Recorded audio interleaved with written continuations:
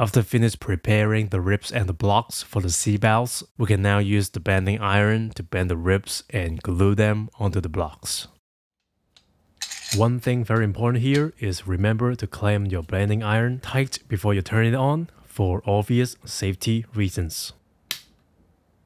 After you clamp it tight, then turn your bending iron up onto around 120 degrees. Don't get too high or you will burn your ribs.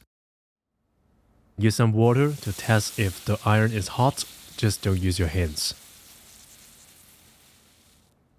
And when it's hot, use a strap to hold the ribs. Add some water onto the area of the ribs that is going to touch the bending iron and start bending. Warm the ribs up a bit first, then bend them slowly until they turn into the ideal shape. And often I will do this procedure very slowly. I will bend the ribs almost into shape and let it set for a while, say for lunchtime or sometimes even overnight, then come back and bend the rest.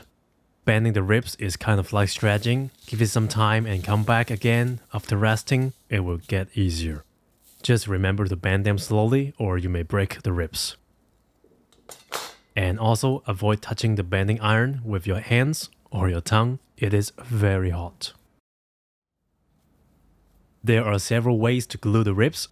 Traditionally, Stradivari used some wood sticks and strings to tie up the ribs, the blocks, and the form together like this.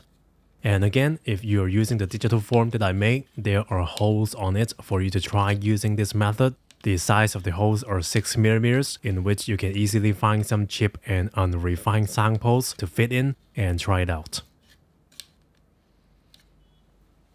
Or like many modern makers, you can use 2 of these trapezoid blocks for gluing. The idea is to push the ribs in and hopefully to make a tight fit with the form. But after I screw up with this method for a few times, I find that the only way I can be in total control and can ensure my ribs are really completely aligned with the blocks and the form is to clamp up the form onto my little standing vise. Apply glue and use some small F-clamps on both sides to clamp the blocks and the ribs together with alternate blocks. The idea is just like the way Stradivari gluing the ribs, but with alternate blocks and clamps instead of wood sticks and strings.